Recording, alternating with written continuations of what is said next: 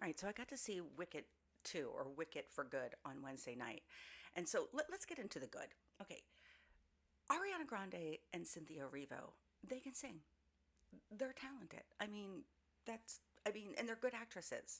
Like, it was believable. There were some really light, funny moments that Ariana Grande delivered, and I was here for that. So props to them.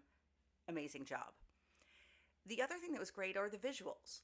This is exactly what you expect from a huge Hollywood film that's bringing you into this fantasy world of Oz. That's what you want. You want this imagery, you want this color grading, you want everything to be over the top.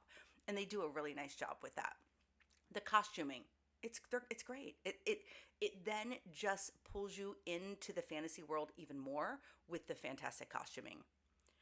Now let's get into what I didn't like. There are plot holes within this story in the second part of this film.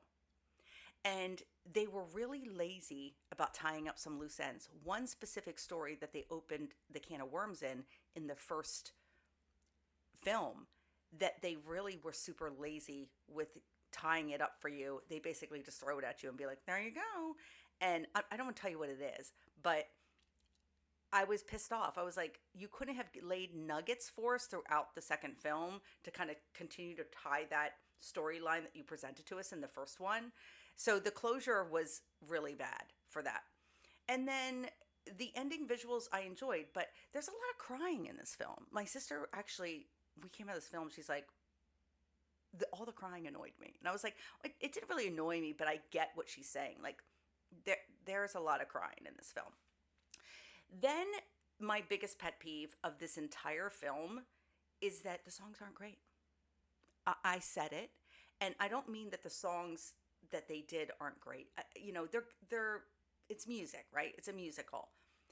But this half of the film has no banger, right? It doesn't have that banger, that hook that you want with a musical, and there is no song and dance.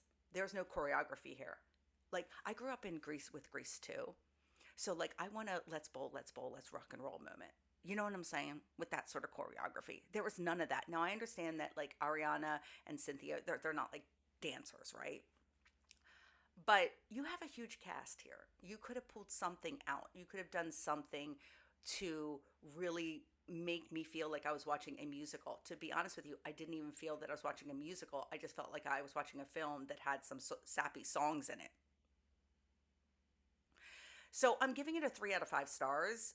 It's not perfect, and I didn't enjoy it as much as I enjoyed the first one. But again, that's not me. I know we have a lot of Wicked fans out there and Ariana and Cynthia fans, but I think it's entertaining. It's worth a watch. But would I ever watch it again? No, absolutely not.